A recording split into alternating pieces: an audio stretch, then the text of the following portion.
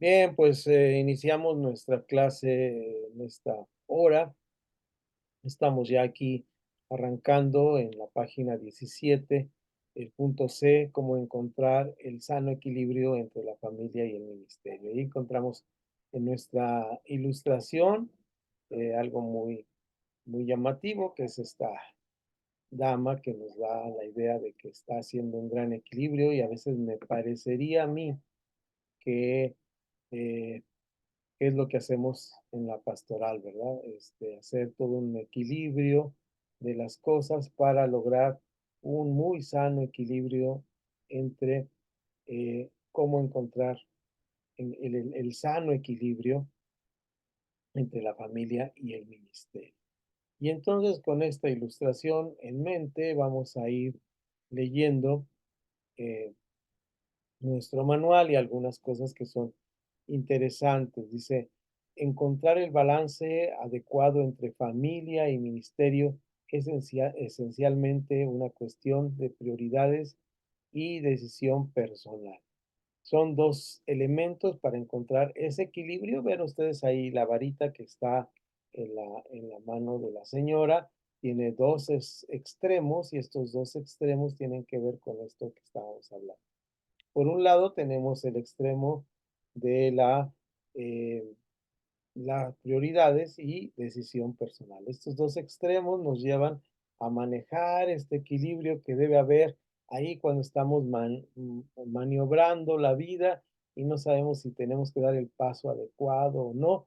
¿Y cómo lograr este equilibrio? Bueno, este equilibrio tendrá que ser logrado a través del eh, evaluar adecuadamente algo que se llama las prioridades y las decisiones personales. Es decir, las prioridades tienen que tener un orden, ahorita las vamos a revisar y esas prioridades las vamos a tener que, eh, pues, mover de acuerdo a la decisión personal que tomamos. Si bien es cierto, tienen un orden y ahorita lo vamos a revisar y naturalmente hay una inamovible. Esta decisión inamovible se llama como primer prioridad, tenemos a Dios, ¿verdad? Entonces esta primera necesidad no la podemos mover. Sin embargo, el saber cómo vamos a actuar o cuándo es Dios nuestra primera prioridad, pues es muy sencillo desde mi punto de vista, salvo que ustedes tengan otra opinión. Ahorita vamos a revisar esto en un ejercicio que vamos a dar. Y yo lo digo así en las palabras de alguien que me las dijo, una persona adulta, pastor, de hace muchos años que me lo dijo con mucha sabiduría. Yo le quise expresar mi deseo de hacer algo en la obra, pero que yo tenía otra prioridad y no tenía como el tiempo para decidir qué hacer y tenía esta situación de indecisión de qué era primero, cuál era lo que tenía que hacer. Y me decía, pues si me estás dando un justificante para lo que vas a dejar de hacer en la obra, no es que estás haciendo algo para Dios, sino es para la obra. Pero dame un justificante que tú sabes que Dios justificaría, un justificante que Dios justificaría. Entonces, esa para mí siempre ha sido una, vamos a decirlo así, como un referente cuando yo tengo que tomar una decisión y digo, bueno, voy a decir al hermano que me está invitando a dar una clase que no puedo, pero es servicio a Dios, es para servir a Dios, pero por otro lado está la fiesta de mi nieta, entonces, ¿qué debo hacer? Entonces, o dos cosas, el otro día me pasó en una decisión difícil, que ya tenía yo agendada clase con un grupo en Zoom y me invitaban a ser parte de una apertura, usan la palabra inauguración, no es bonita esa palabra porque viene de la palabra de echar un buen augurio, nosotros no hacemos buena suerte, nosotros aperturamos algo, y entonces era la apertura de un local nuevo, muy bonito, muy diseñado, y yo de repente tenía que tomar esa decisión. Le digo que sí, cancelo la clase, pero la clase la tengo hace tiempo, eh, ¿qué hago, no? Entonces, ese justificante Dios lo aprueba, ¿verdad? Esa ese pretexto es pretexto, es justificante delante de Dios, lo ponemos y nuestra prioridad sigue siendo Dios. Entonces, cuando hay casos extremos de tomar decisión, decimos, mi prioridad es Dios, pero ir a la iglesia es prioridad. No, ir a la iglesia es parte de un servicio. Mi prioridad es Dios en cuanto a mi relación. Por eso decimos en esto, ¿qué cosa Dios me justificaría? Es decir, la sinceridad, Dios me conoce, ¿verdad? Dios sabe. Entonces, si yo estoy poniendo a Dios como primer lugar, mis prioridades deben estar en Dios en cuanto a esta relación con Él. No puedo romper mi relación con Dios, puede ser en cierto momento, y yo diga, no, mira, tengo tantos servicios, tantas clases que pues ya, discúlpame Señor, pero ya tu palabra no la vamos a. Esta es la prioridad que tenemos que tener. Mi prioridad es Dios. En primer lugar, mi prioridad es Dios. En segundo lugar, después de Dios, naturalmente, tenemos otras prioridades. Estas prioridades son, primera, en este manual que estamos leyendo, lo pone así, ¿no? A veces ponemos la familia, pero aquí, en caso de los casados, dice, es el cónyuge. Vamos a ver, dice, es fundamental tomar las decisiones personales, que Dios sea verdaderamente el Señor de nuestra vida. Eso lo tenemos que subrayar ahí. Si el Señor, Él es Señor de nuestra vida, entonces sigue en relación a la pastoral, ¿verdad? El cónyuge. La clave, considerar, es clave considerar que nuestro cónyuge debe ocupar el segundo lugar en categoría de prioridades. La mejor cosa que podemos hacer por nuestros hijos es amar a nuestro cónyuge. Y bueno, este es en el caso de que estemos en esta situación de pareja, ¿no? Pastoral. Entonces, ese es el caso. Hay casos, nosotros tenemos casos en nuestra comunidad de fe, donde uno de nuestros pastores o encargados de obra, pues es soltero, ¿verdad? Entonces, pues naturalmente no le apela esta segunda prioridad, tiene que pasarse a la tercera prioridad. Pero es importante saber que dice, lo mejor que podemos hacer para nuestros hijos es amar a nuestra cónyuge. Es decir, lo hacemos por los otros, ¿verdad? Lo hacemos por los otros. Entonces, cuando vayamos a resolver nuestro ejercicio en el manual, unas líneas que vamos a poner sobre las prioridades, vamos a leer un versículo que en este primer mes del año tengo el libro de Hebreos como libro de lectura, y en el primer capítulo tiene un pasaje muy interesante que habla de los pastores.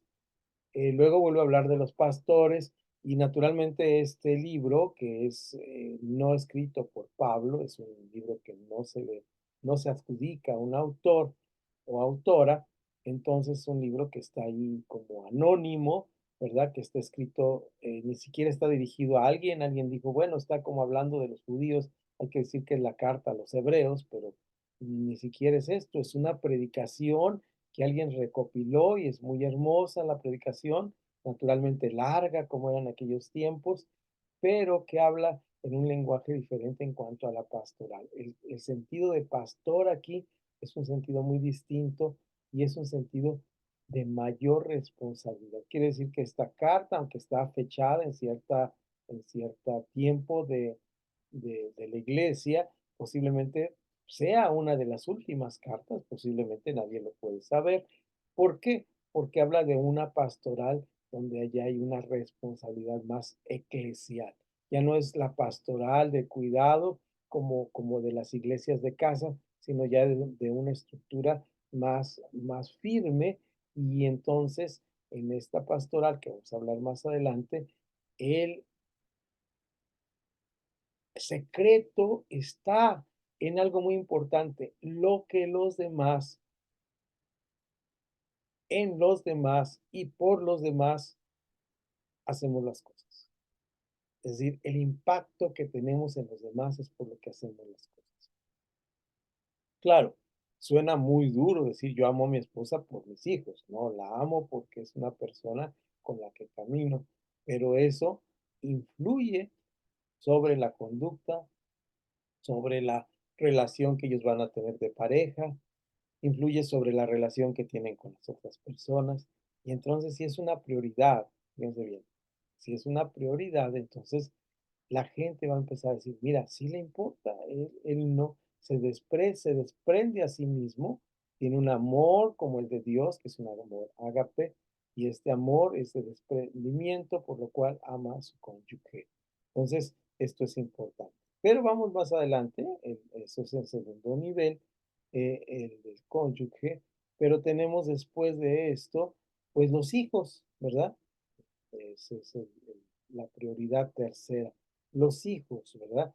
Note usted que aquí no estamos hablando del trabajo ni de el dinero como prioridad, estamos hablando de personas. Esta clasificación que hizo alguien, que está ahí abajo el crédito, me parece que lo interesante es que ahora habla de prioridades sobre personas. Es muy importante ser consciente de nuestra enorme responsabilidad en la tarea de mantener, educar y guiar a los hijos. Ojo con esta parte porque es nuestra tarea, es muy importante ser conscientes de nuestra enorme responsabilidad en la tarea y aquí viene la tarea. ¿Cuál es la tarea? Dice tres cosas. En este tercer punto tenemos tres cosas. Vean ustedes, con los hijos tenemos que ver muy importantemente que nuestra tarea es eh, mantener, educar y guiar a los hijos. De ninguna manera somos responsables de lo que los hijos hagan. ¿Verdad? Cada quien es responsable, ya lo hemos visto en varios pasajes bíblicos, pero es importante aquí que es nuestra responsabilidad educar, es decirle, mira hijo, este es el camino correcto, esto es lo que debes hacer, si estás en este camino te va a ir bien, ¿verdad? Instruye al niño en su camino y aun cuando fuere ya anciano no se apartará. ¿De cuál camino? Pues el camino que le instruiste, el camino que le dirigiste, el camino que le diste. Entonces, vemos que son personas las que tienen que ver. La persona divina de la deidad, la persona que es nuestra pareja en caso de tenerlo, la persona que son nuestros hijos en caso de tenerlo. Bueno, ¿y qué pasa entonces con las demás prioridades que hemos tenido que dejar ahí? Bueno, porque estamos hablando de personas que tienen que ver con algo muy importante, con el ministerio. El trabajo no tiene que ver con el ministerio, el dinero no tiene que ver con el ministerio, la educación no tiene que ver con el ministerio. Estos aspectos que hemos estado leyendo aquí, que es, dijimos, Dios, cónyuge, eh, los hijos, llegan a este parte, y vean ustedes cómo va de arriba hacia abajo. Esta parte de arriba hacia abajo es muy importante porque es como nos lleva al momento donde todo esto se conjuga, estas prioridades, en algo muy importante que es, ¿qué cosa? El ministerio. Prioridad número 4, ministerio. Solo luego de las anteriores prioridades se encuentra el ministerio, a través del cual se ponen en práctica los dones y talentos dados por Dios para beneficio de los demás hermanos de la fe. Bueno, este es un párrafo teológico increíble.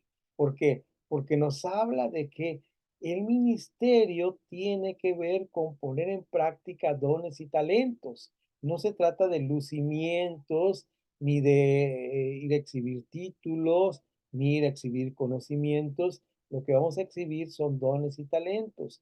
Y estos talentos son para beneficio de los demás hermanos en la fe.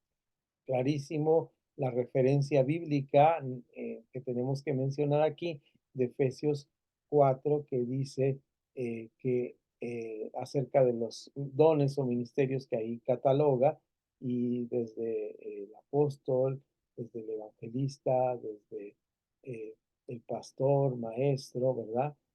Profeta, todos estos ministerios tienen que ver con una sola cosa, a fin de perfeccionar a los santos para la obra del ministerio al cual han sido llamados, ¿no? Entonces, este es el ministerio.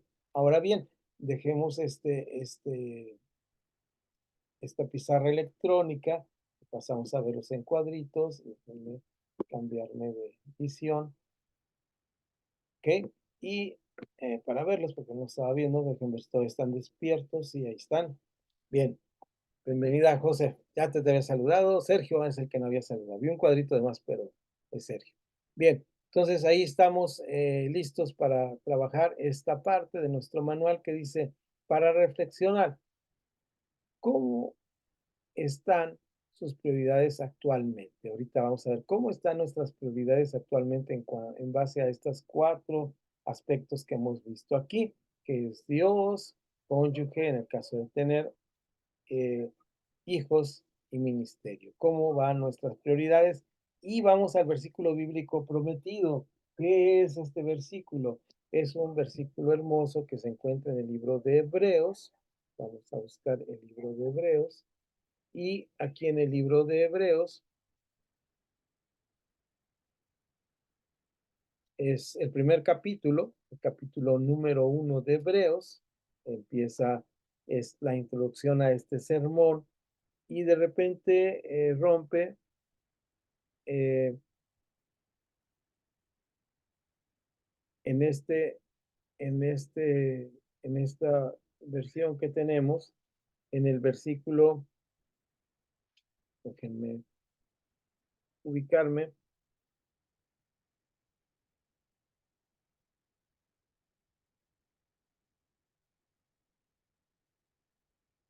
déjenme ubicarme acá, un segundito,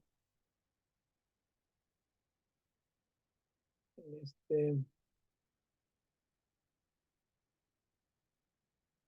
perdón, estoy diciéndole la, la cita equivocada, que sí es Hebreos, exactamente es Hebreos, pero dije primer capítulo, ¿verdad? Con razón, estaba yo equivocado. Último capítulo, me fui con la primero, pero es el último capítulo.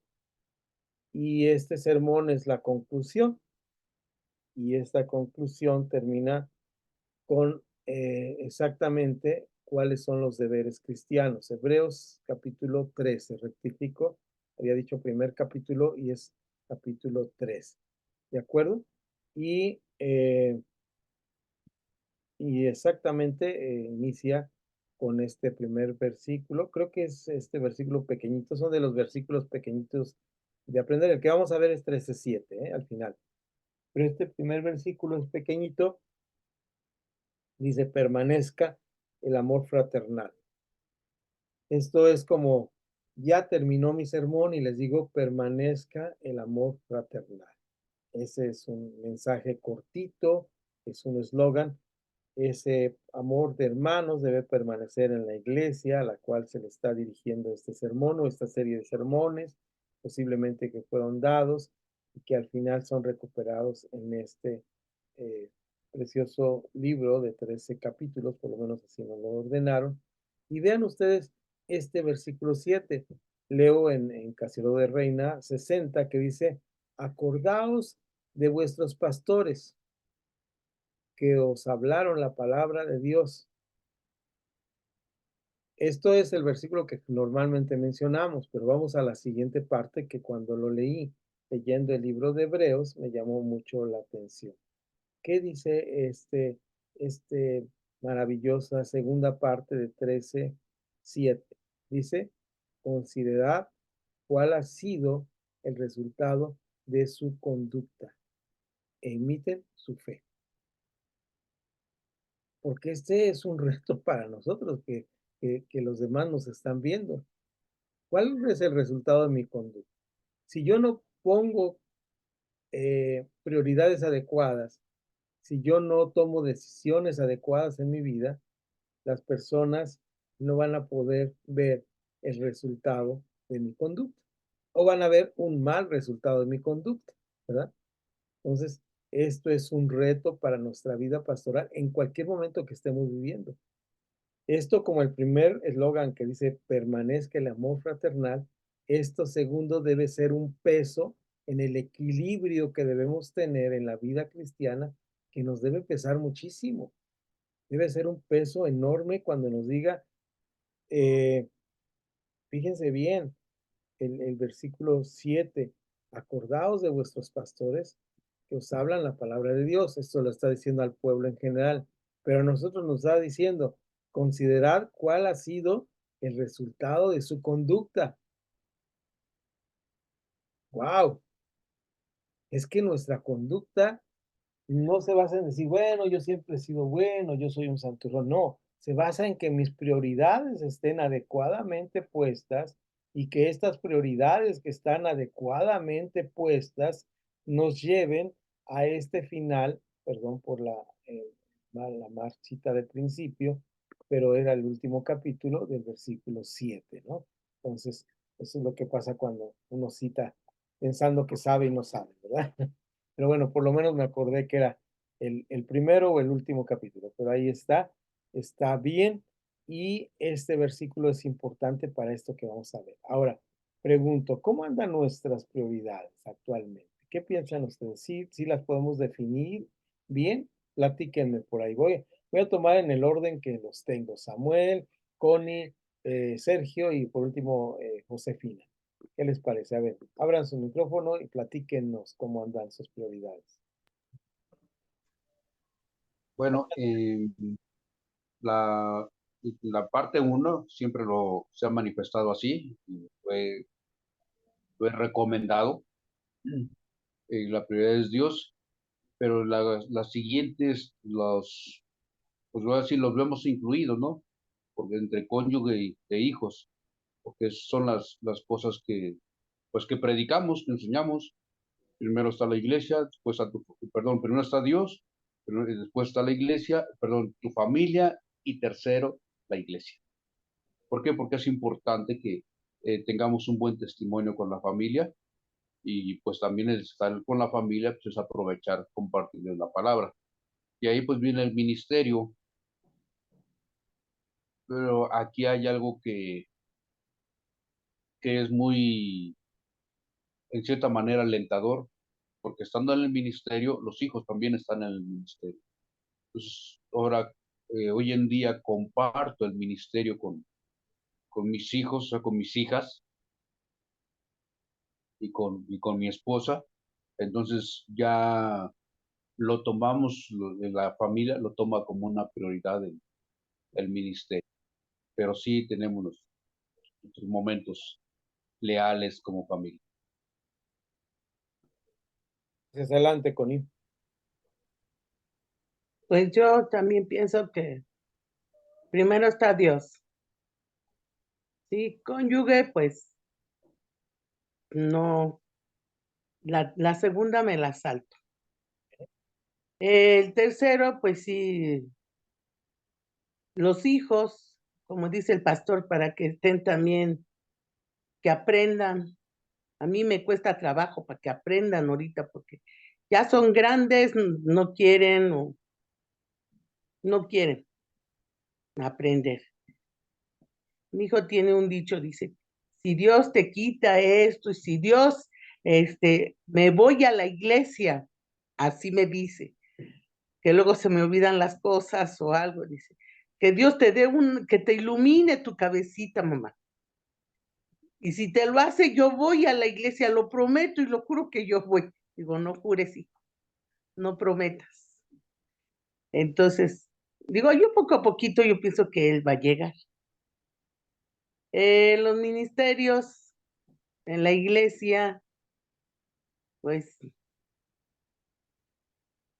como el pastor, ¿no? Que ustedes que ya tienen años en el ministerio, pues yo la verdad, pues me cuesta trabajo entender todavía más los ministerios, los dones, los talentos. Eso es, pastor. Muy bien, gracias, Connie. Y recuerda siempre que no es lo que entendamos, lo mucho que entendamos, sino lo poquito que entendamos y lo pongamos por práctica, ¿no? Si el Señor me da el ministerio de servir café, pues ese es mi ministerio y si lo entiendo es, vale, no tengo que tener mucho conocimiento. Adelante, Pastor Sergio, si estás por ahí disponible para hablar. No te veo, pero espero que... Adelante, Sergio.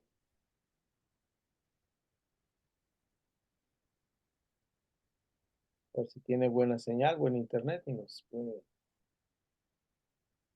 Muy bien, Sergio, ¿estás por ahí? Bueno, vamos a darle la palabra a la pastora Josefina mientras Sergio logra, a veces se le congela la imagen por ahí. Adelante. Bueno, pues yo opino que ciertamente hay prioridades, pero por ejemplo, voy a, valga la redundancia, al dar un ejemplo.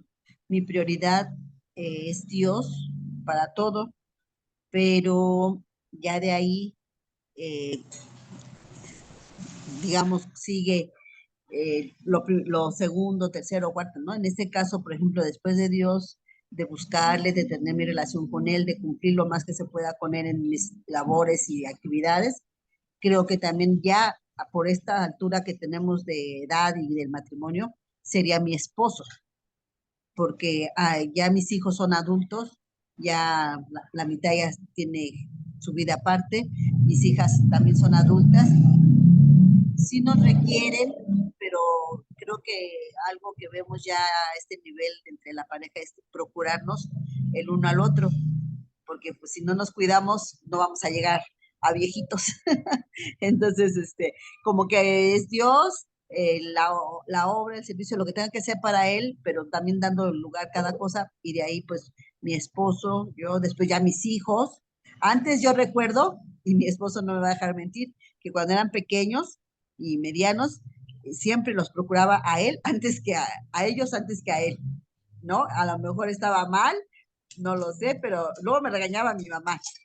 Que dale de comer a Samuel, pero bueno, ese es otro asunto, ¿no? La cuestión de que ahora es al revés. Ahora yo lo veo así, tal vez estuve mal, pero al final nunca lo descuide tampoco, ¿no? Siempre, ellos por pequeños siempre les servía antes, pero ahora ya trato de servirle y de cuidarlo lo más que se pueda. Y de ahí pues desemborda todo lo mucho más abajo. Muy bien, gracias. Pues sí, ahorita vamos a ver en el siguiente párrafo eso que ustedes dos mujeres están hablando, ¿verdad? Que tenemos que tomar ciertas decisiones y esas decisiones a veces están sujetas, y lo vamos a ver en muchos módulos adelante, a nuestro papel que tenemos que desempeñar delante de la sociedad. Entonces, ese papel nos pone cargas que nos hacen hacer las cosas de cierta manera. Lo que están mencionando ustedes, ¿cómo me desatiendes, madre, verdad? ¿Por qué me dejas? Pues porque debes ser un ser humano funcional, ¿verdad? Y hay que cortarte las alitas para echarte a volar y que te des dos tropezones. Y eso tiene que ver mucho, por eso eh, alguien ha dicho, y con cierta razón, y lo he oído repetidamente, la inteligencia y la sabiduría casi siempre está del lado femenino. Entonces eso tenemos que tomarlo en cuenta porque los varones somos muy hoscos y tomamos decisiones muy apresuradas. Entonces, por eso la mujer tiene esa capacidad de darle al esposo y a los hijos con cierta frecuencia en cuanto a tomar sus decisiones, en cuanto a las prioridades. En cuanto a las decisiones personales, nos dice el manual, es importante tener presente el libre albedrío, es decir, lo que deseas hace un momento. ¿Cómo voy a tomar una decisión? ¿Cómo voy a tomar la decisión? Sí, ¿qué es el libre albedrío? Dios no me dice que deje esta taza de café aquí, de este lado. Si yo la dejo aquí, de este lado, pues de repente la puedo tirar, ¿verdad? Y eso no va a ser cuestión ni culpa de Dios, ¿verdad? Eso va a ser la decisión que yo tomé. Entonces, esas decisiones en cuanto al ministerio son muy importantes. Si no tenemos esas prioridades bien formaditas, como lo vimos en la gráfica, que vimos en la pizarra electrónica, entonces digo, no, pues para mí lo más importante es mi hijo y yo lo primero, todo lo que hago. Y miren, no es el caso de ustedes, porque yo les conozco y veo sus ministerios, pero he conocido algunos casos de hermanas en la fe, con mucho servicio, y a los cuales yo no lo he hecho jamás. Alguien ha tenido que reprenderles y decirles, hermana, estás viviendo una idolatría, porque el pecado de idolatría con lo que estás haciendo con tu hijo, ¿verdad? Y uno, el resultado de los hijos, ¿no? Son unos simplones, sinvergüenzas, y uno dice, ¿pero por qué? Bueno, pues porque la mamá está fomentando todo esto y ha tenido que decirle a alguien esto, ¿no? Entonces, pues tengamos cuidado con esto. Se trata de prioridades y libre albedrío y decisiones que tomamos, es decir, que cada uno de manera individual tiene la capacidad de tomar sus propias decisiones. Estas decisiones, por lo general, provienen de nuestra manera de entender, ver las cosas. Este entender o ver las cosas, aquí lo puso el autor y es correcto, pero en un estudio más complejo se llama los filtros o por donde pasamos las cosas que vemos. Es decir, yo tomo la decisión de poner esta taza de café hasta acá bien retirado a lo lejos, porque ya tuve la experiencia de que un día se me cayó sobre el teclado. Yo lo paso por ese filtro. Ujú. Ahora, eso es un ejemplo natural. Ahora vamos a un ejemplo de la vida real. Si el Señor me dice en su palabra, y este versículo de Pablo a Timoteo, no solamente es para Timoteo, es para los viejos, como yo comprenderé, dice, huye de las pasiones juveniles. Entonces, si yo de repente siento ahí, ay, siento cierto enamoramiento, ¿verdad? Por alguien del sexo opuesto o del mismo sexo, porque también se dan esos casos horribles, ¿qué debo hacer como líder? Pega carrera, ¿no? Es decir, todas aquellas cosas que me afectan, que me atañen, ¿verdad? Voy a procurar no hacerlas. Ujú. Voy a procurar no estar cerca de ellos. Si a mí me causa un estropicio, tengo un problema, como hablé con una persona hace unos días, que me dice, yo tengo un problema con mi carácter, que soy muy exigente, que quiero que todo vaya bien en la iglesia, que no, bueno, aléjate de eso, no te preocupes por eso, ¿verdad? Porque es lo que te está haciendo daño a ti, no a los demás. Y tú estás para edificación de la iglesia, ¿verdad? Entonces, ¿qué tenemos que hacer? Tomar nuestras propias decisiones, tomar decisiones que sean adecuadas. Estas decisiones por lo general provienen de nuestra manera de entender o ver la vida. Si esa manera está a través de la palabra de Dios, pues tomaremos decisiones que nosotros llamamos bíblicas o cristianas. Si esas maneras están a partir del mundo, pues tomaremos decisiones del mundo. Yo recuerdo, a mí nunca me apeló esa parte de la vida cuando yo estaba en la crisis de la media vida entre los 40 y 50 años, pero mis compañeros decían, ¿sabes qué? Ya trabajamos 7 días como burros, nos merecemos ir al table dance. Yo decía, no me merezco eso. No, ¿verdad? ¿Por qué? Porque yo tenía el filtro de la palabra de Dios que decía que esos lugares eran en silla de escarnecedores, se ha sentado, ¿verdad? Yo quería ser bienaventurado y ese era el filtro. Ellos tenían el filtro del mundo que dice, eres un hombre, trabajas, te esfuerzas y el día último te puedes ir a desahogar. ¿Se dan cuenta cómo son dos filtros diferentes? En base a eso tomamos nuestras decisiones. Y esas decisiones son importantes para la vida porque una decisión mal tomada puede lastimar nuestra vida el resto de nuestra vida. Muchos que hemos tomado decisiones equivocadas en la vida, seguimos pagando la factura de esas decisiones equivocadas en nuestra vida.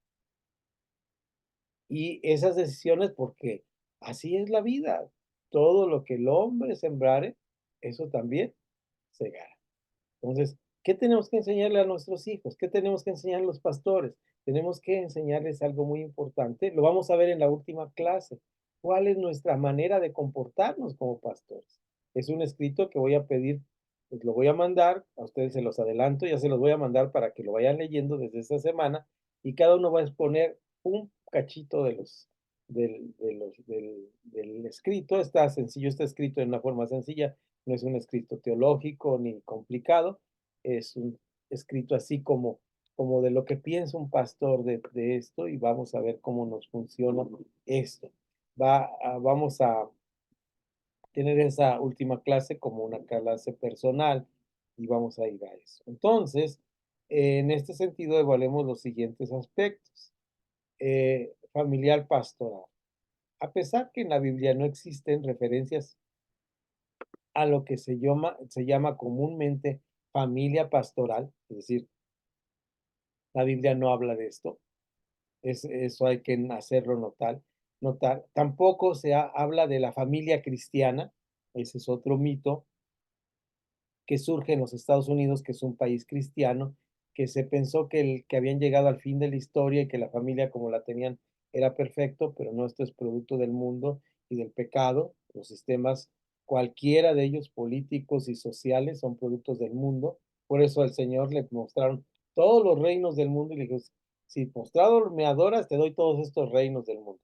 Y él no los quiso, porque los reinos del mundo no es suficiente. Lo que queremos es el reino de Dios en nuestras vidas y en nuestros corazones, que es volver a la imagen original de Dios, que transforma nuestras vidas y que nos hace nuevas criaturas. A pesar de esta carne que es pecaminosa, a pesar de este cuerpo que es malvado y perverso, tenemos en nosotros el Espíritu Santo que nos permite vivir la vida cristiana. De tal manera que tenemos que ir a esta parte. Aunque no hay esta parte en la Biblia que hable sobre la familia cristiana o la familia pastoral, es creciente el énfasis en las iglesias actuales del uso del término, es decir, hablamos de la familia pastoral. Yo he hecho burla de esto y sorna de esto, sorna es como burla a los hermanos que les digo que no es la familia pastoral, sino es la familia real, ¿verdad?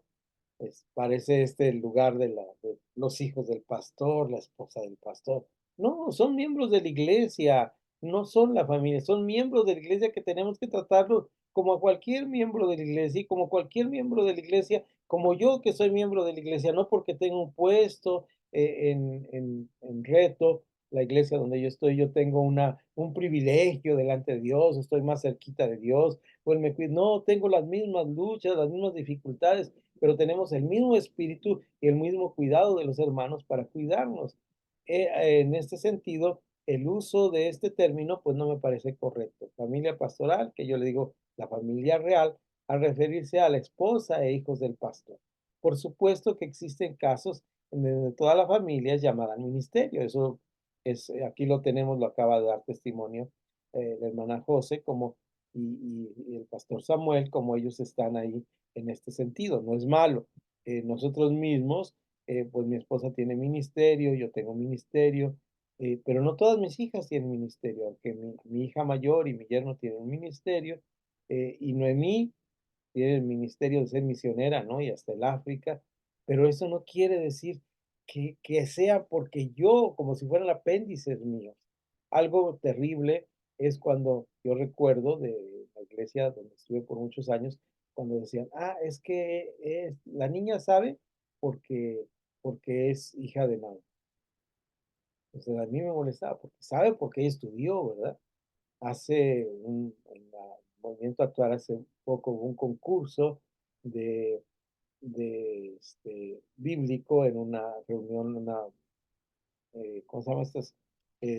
Campamento familiar que tuvimos, y mi nieta mayor, que en ese tiempo fue hasta antes de la pandemia, ahora tiene 11 años, tenía 9 años, pues realmente, pues yo soy el abuelo cuervo, ¿no? Y es una eminencia mi niña mayor, todas mis niñas son muy quizás inteligentes, pero ella es una eminencia para las cosas de la Biblia, absorbe como esponjita lo de la Biblia, entonces estaba un concurso de libros de la Biblia y de versículos, y decir, y el resultado es, no la dejen participar porque ella es hija de Nahum. ¿Qué? ¿Verdad? No ese es el sentido. Es cada uno somos individuos y yo extendé mi desacuerdo por eso. Lo que ella sabe, lo sabe porque ella sabe, no porque todos los días está el abuelo diciéndole algo. Naturalmente influimos los abuelos, pero eh, tenemos buenos nietos, ¿verdad? Ustedes lo saben, los que son abuelos. Tenemos muy buenos nietos y nietos extraordinarios, pero ¿por qué? Porque estamos en el ejemplo del último libro, el último capítulo del libro de Hebreos, porque hemos dado buen testimonio delante de ellos, ellos nos ven como un ejemplo a seguir. Desde esta perspectiva, es preciso tener en cuenta que muchas veces el pastor arrastra a la esposa y a los hijos al ministerio, en gran parte por la presión de me volteamos de hoja, iglesia. Ahora bien, ¿será que la esposa del pastor fue llamada también al ministerio pastoral? Yo no estoy muy de acuerdo con eso que ahora a la esposa se le llame pastora, ¿verdad? Porque es esposa del pastor. Es pastora porque ejerce la pastoral. Esto yo lo he dicho y lo he constatado en mis viajes a México, cuando veo el trabajo de las hermanas que tengo como alumnas, incluyendo aquí a nuestra hermana Connie, a nuestra hermana Josefina, puedo darme cuenta que ellas ejercen un trabajo pastoral. No sé si tienen el título, ya les impusieron las manos, todas las ungieron con, no sé eso, pero veo que hacen un trabajo pastoral. Lo mismo me pasa con la pastora Raquel, que algunos de ustedes conocen, con Isi, la esposa del pastor Moy, con otras hermanas que son mis alumnas. No veo que son pastoras porque son las esposas del pastor o porque son amigas del pastor. Veo que son pastoras porque tienen la pastoral. Pero es un error que a una persona que tiene la pastoral le digan, es el pastor. O al revés, si hay una pastora, pues el esposo no necesariamente es pastor, ¿verdad? Tiene cada uno su ministerio. Les he dado testimonio, en la clase pasada estuve hablando sobre esto, que yo considero que mi esposa tiene un ministerio pastoral. Yo como maestro, pues tengo que ejercer el ser pastor maestro, pero yo tengo que tener más mi ministerio de maestro y en cierto sentido pienso que yo, si ella fuera a llegar a ser pastora de una iglesia, yo no sería el pastor porque ella es pastora, yo sería maestro, te los dije en la clase pasada, porque ese es mi ministerio. Los hijos del pastor fueron llamados también al ministerio pastoral. La familia pastoral es realmente tal cual la esposa y los hijos han sido llamados también al ministerio pastoral, pero si no es así, es poco edificante sobrecargar a la esposa y a los hijos con los pormenores de la vida pastoral.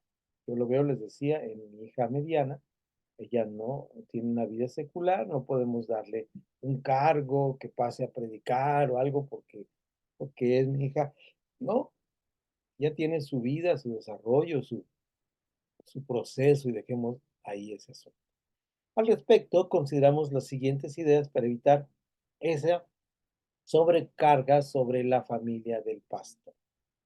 Respetar la privacidad del hogar del pastor, en lo posible no tenerlo como un punto de encuentro de la iglesia.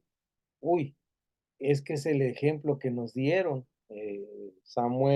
Pastor Samuel sabe y conoció a la familia de Pastor Galvez. Él vivía en la parte de arriba de la iglesia. Y la hermana Toyita, su esposa, nos recibía a todos los muchachos que íbamos allá a comer. En esa mesita de madera cuadradita teníamos pláticas, consejería y era el centro de atención de la familia y no tenía su privacidad. Varios de los hijos de ellos, que fueron mis amigos de mi edad, se quejaron amargamente de que no había privacidad en su casa, ¿no? Es decir, no podemos ser de la casa del pastor el centro de reunión. Yo recuerdo algo muy significativo cuando yo era pues miembro de la iglesia y no tenía mayor más que ser maestro de escuela dominical, pero pasaba mucho tiempo en la iglesia tratando de hacer algunos proyectos de educación y demás, y contestaba el teléfono y era alguien que me decía, hermano, ¿me puede pasar el teléfono de fulano? Yo decía, pero, ¿cómo por qué? ¿Me entienden? O sea, y es que el pastor, le pregunto y él sabe el teléfono de todos. Pues sí, pero no es el pastor y yo creo que no lo debes hacer. El pastor no es sección amarilla, ni agenda, ¿verdad? Entonces a veces el pastor tiene que hacer esas funciones de, pues el que recibe a todos, el que hospeda a todos, el que da de comer a todos. Y eso sobrecarga a la familia con una carga. Imagínate que todos tenemos que tener la casa limpia, todos ahorita tengo nietos aquí, se imaginarán cómo está el piso de mi casa. Entonces, yo no puedo estar recibiendo a los hermanos de la iglesia, pero aún así hay esta carga. Hoy mismo pasó una hermana de la iglesia, me dijo, voy a pasarla a visitar en la tarde, pastor. ¿Cómo le dices que no, verdad? ¿Cómo le dices que no? Pero debemos procurar ir modificando esto.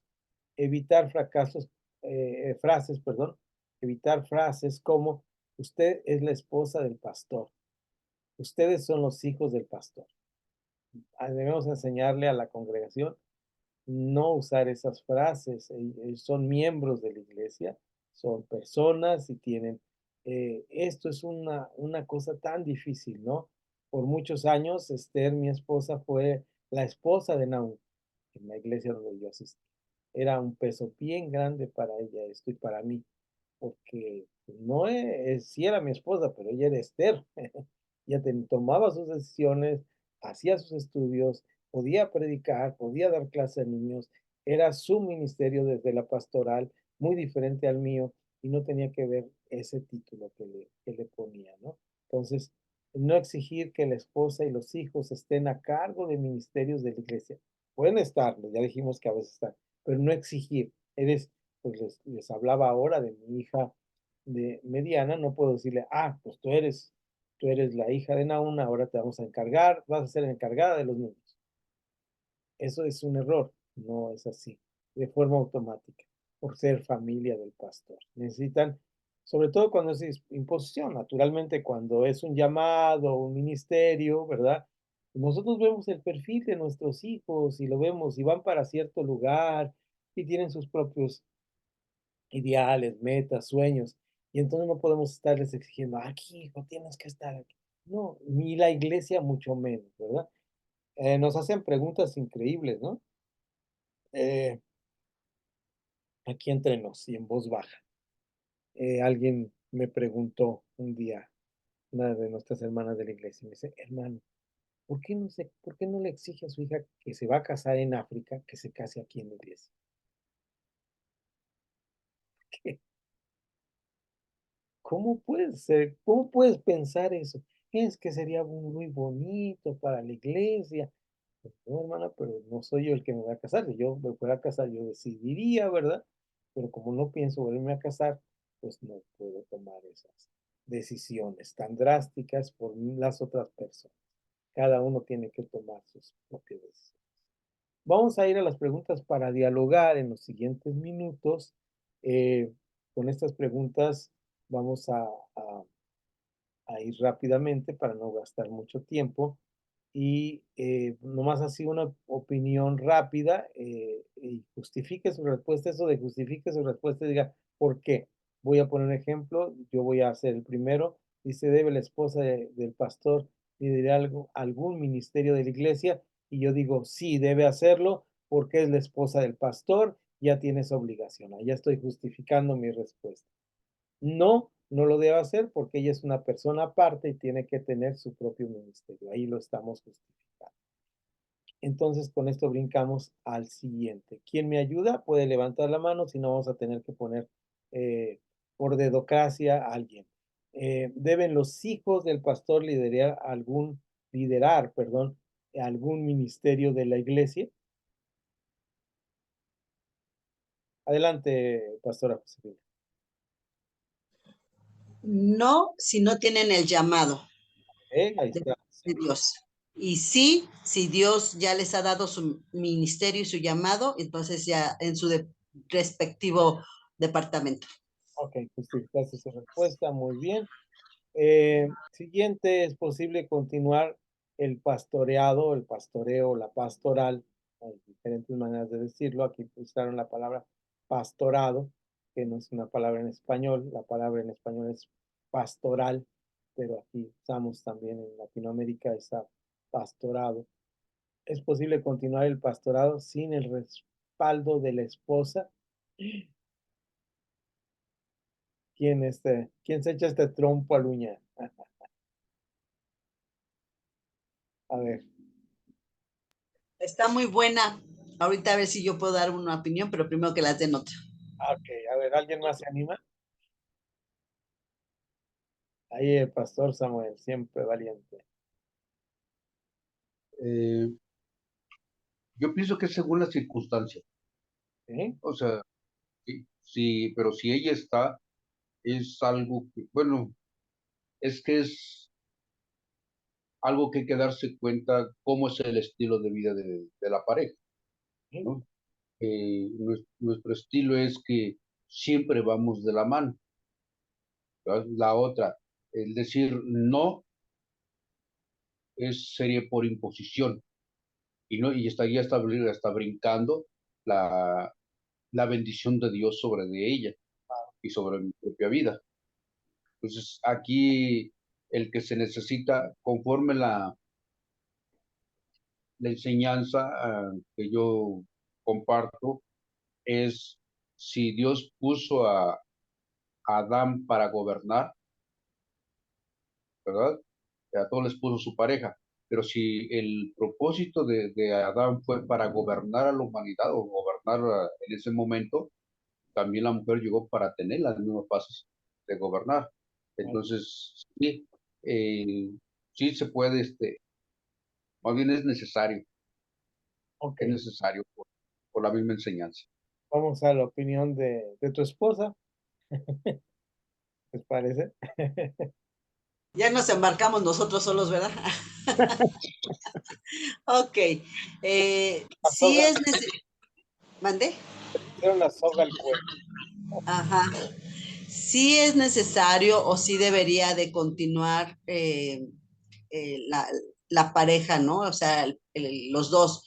Pero sí, también lo que dice mi esposo es cierto, dependiendo las circunstancias. Pero si, por ejemplo, en mi caso, yo al principio del pastorado de él, yo decía, yo no soy la pastora, ¿no? Yo soy la esposa del pastor.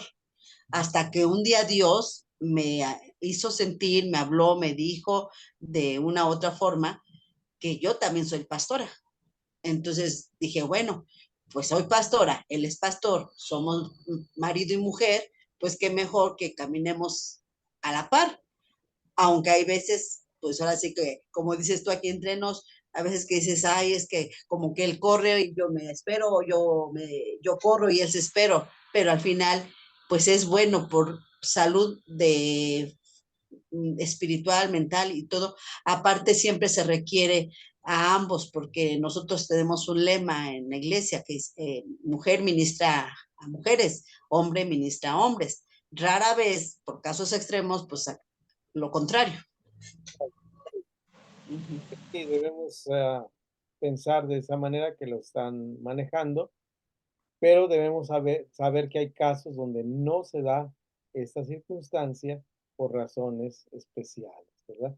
Y me parece que el versículo, si ahorita te doy la palabra, nomás dijo este versículo, Connie, me parece que el versículo clave para no equivocarnos en nuestra apreciación es cuando Pablo da una serie de requisitos para el ministerio, lo vamos a ver más adelante cuando hablemos de los ministerios y sus requisitos en Aquila y Priscila, y dice que el esposo sea marido de una sola mujer, ¿verdad? Pero no quiere decir que sea casado. A veces a este versículo se interpreta o se le da una hermenéutica, ves ahí dice que sea casado y que la mujer debe estar sujeta a su marido, entonces tiene que ser casado y lo tiene que seguir su mujer. Me parece que es una interpretación muy distorsionada porque lo que está diciendo el pasaje es vivían en una situación donde los hombres que llegaban a la iglesia y ejercían el ministerio, a veces, como se usaba en aquel tiempo, tenían varios matrimonios. Entonces, dice Pablo, pues preferentemente que no esté en esta circunstancia. Se trata de varios matrimonios o varias esposas en lugar de estar casado. Me parece que es una interpretación más adecuada y entonces sí tiene que ver con la situación. Por eso menciono este versículo, porque entonces depende de la situación.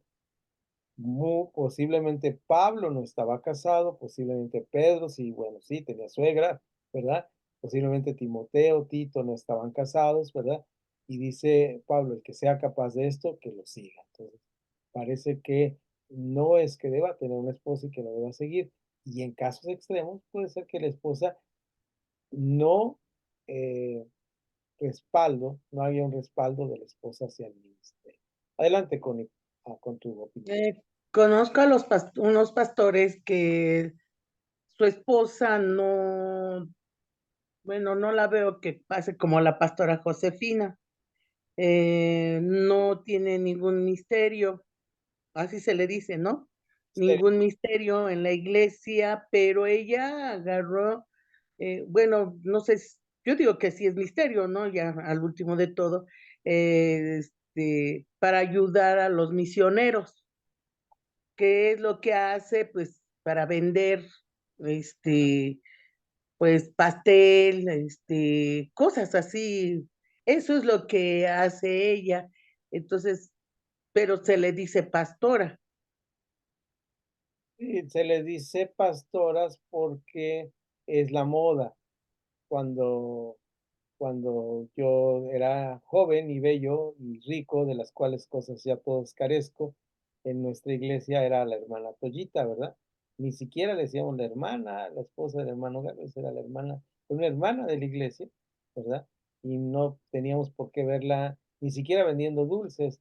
ahora como que hay una presión social para esto. Te entiendo, Connie, cómo es, y buen ejemplo que nos has dado, ¿verdad? Al final ella sí tiene un ministerio y ese ministerio es precisamente apoyar para las misiones. Y a lo mejor es un ministerio más importante que el mío, porque yo soy dedito del pie derecho, porque pues enseñar no es tan importante como lo que dice el mandato es ir y hacer discípulos en todas las naciones. Eso es ser misionero, ¿verdad? Entonces es un ministerio que, que tiene una importancia bien grande. Entonces ahí tenemos que estar atentos y buen ejemplo nos han dado con esto que acabamos de hablar.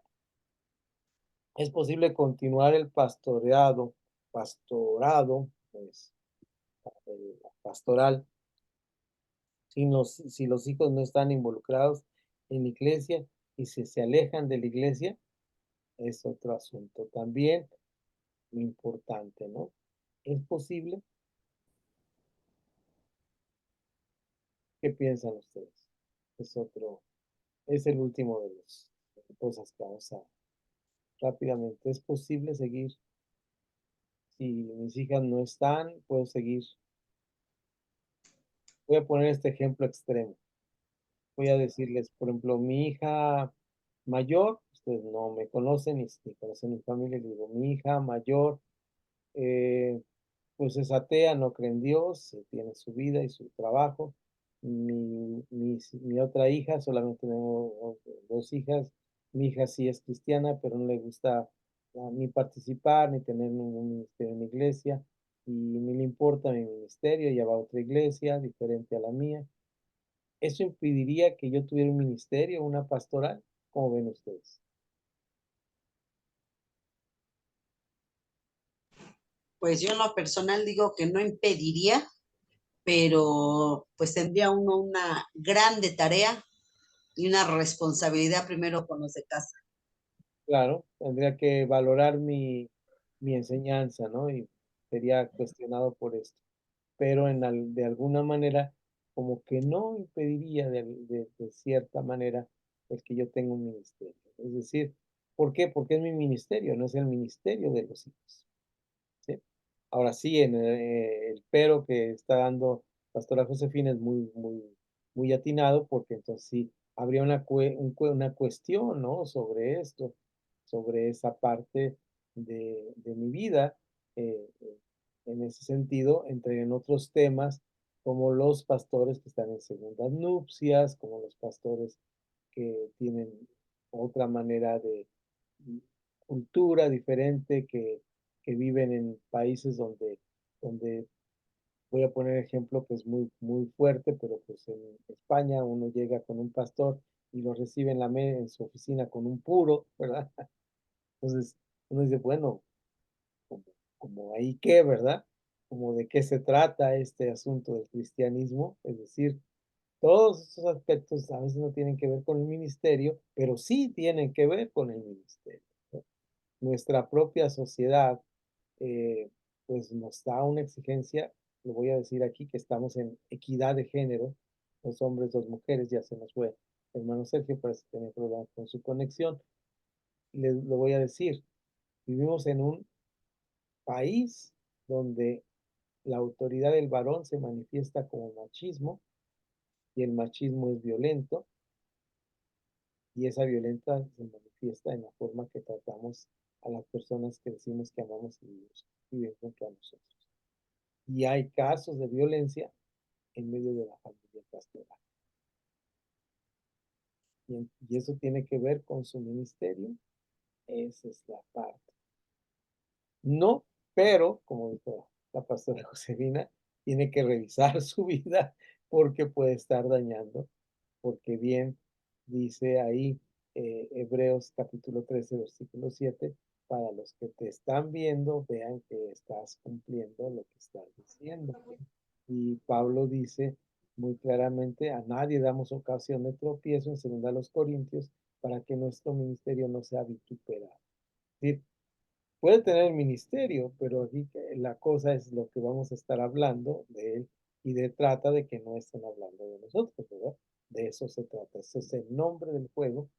Y eh, Pasamos al último parrafito para cerrar con página, para dejarlo así. Todavía me quedan minutos para esto. Dice, la esposa necesita un esposo, no un pastor. Vean, este párrafo es muy interesante porque esto debemos leerlo con claridad, que a veces tiene un pastor y lo toma como pastor, pero necesita un esposo. Uno de los mayores retos para la esposa de un pastor es definir su función y propósito. Lo que decía hace rato Connie, ¿no? Con el ejemplo que nos estaba poniendo de esta hermana que pues no se veía con las exigencias que a lo mejor le estaban dando. Esto se debe a la presión que ejerce el contexto eclesial sobre ella.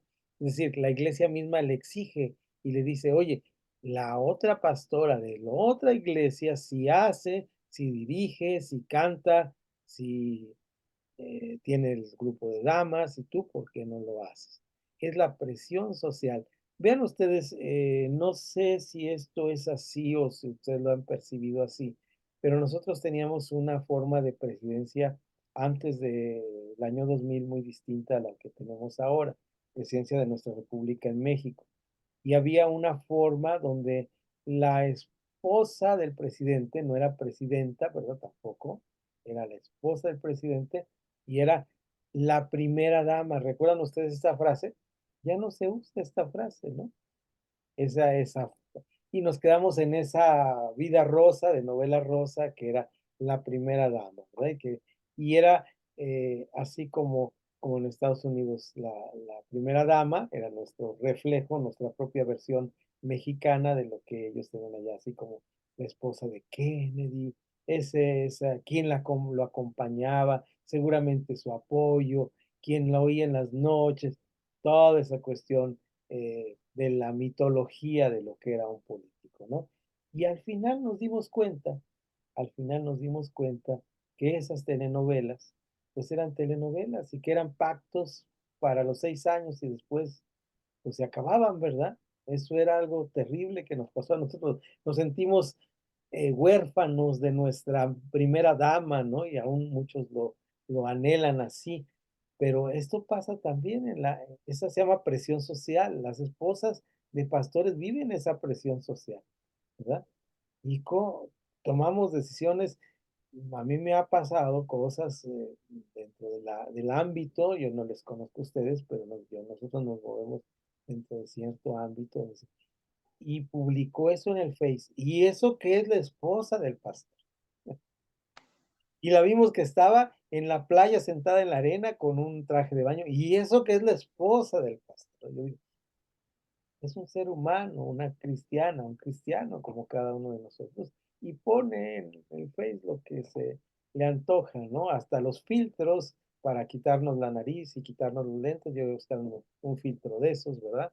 Y pues nos ponemos así, pero esa es la presión social. Por eso hago este alto aquí para decir esto que dice aquí, que sufre esta presión social.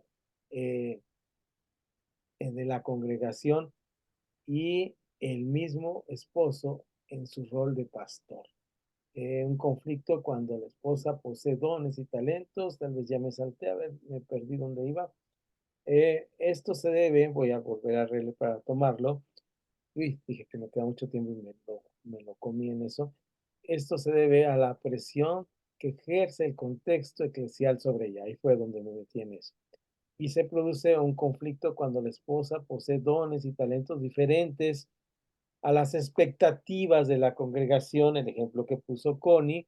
Es importante que la esposa cumpla su rol como tal. Algunas formas importantes para lograr un equilibrio sano en este aspecto son, y aquí vienen algunos ejemplos o consejos. Dedicar tiempo a la esposa tanto en el fortalecimiento individual como también en las responsabilidades que lleva adelante, de llevar adelante un hogar y la crianza de los hijos. Es decir, no podemos abandonarlas a que hagan el trabajo solas. Nosotros tenemos esa responsabilidad de estar ahí. Conversar con la esposa temas relacionados al matrimonio, el hogar, a los hijos, por encima de tener relación, por encima de temas relacionados al ministerio. Es decir, vamos a hablar de cosas que tengan que ver con nuestra cotidianidad, con nuestra relación de cercanía. Eh, Fíjense ustedes que, por ejemplo, en la etapa que estamos viviendo nosotros, que se llama la etapa del síndrome del nido vacío como matrimonio, es decir, ya estamos solitos en la casa, hemos tenido que enfrentar algunos retos y estos retos se han logrado gracias al diálogo que tenemos entre nosotros. Y entonces platicamos y dialogamos acerca de cómo debemos funcionar. Ha cambiado cosas. Yo siempre había trabajado fuera de casa, ahora yo trabajo en casa, mi esposa trabaja fuera de casa, ella no había trabajado antes más que esporádicamente y ahora ella tiene un trabajo formal, con un horario, con con una responsabilidad. Yo tengo un trabajo de casa que no tiene horario, que no tiene responsabilidad. Entonces, ahí es donde dialogamos, pues échame la mano, tiéndeme la ropa, aprende a manejar la lavadora, y pues sí, tenemos que hacer ese trabajo, no nos quita nada, al contrario, nos pone y nos hace seres humanos más funcionales y mejores, ¿no? Entonces, todo eso tiene que ver con lo que tenemos que hablar dentro de estos temas relacionados, no con el ministerio, es decir, no debemos tomar esto. Es más, como mucho de nuestro ministerio tiene que ver con la consejería en nuestra propia iglesia, uno de nuestros ministerios de ambos dos, entonces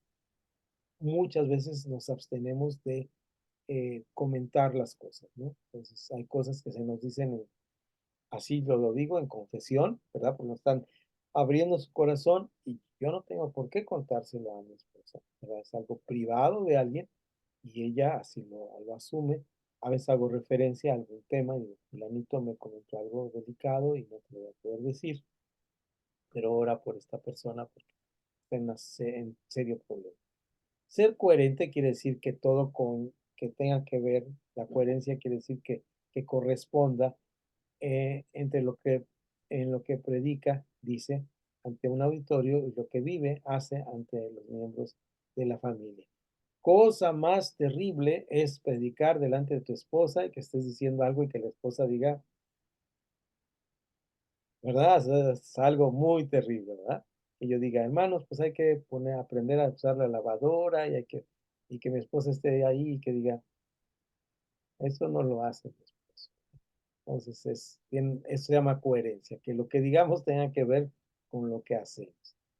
Parte de lo que nos dice de una buena vida cristiana en Efesios capítulo 5 y 6, dice, hablando verdad entre ustedes. Entonces, es importante.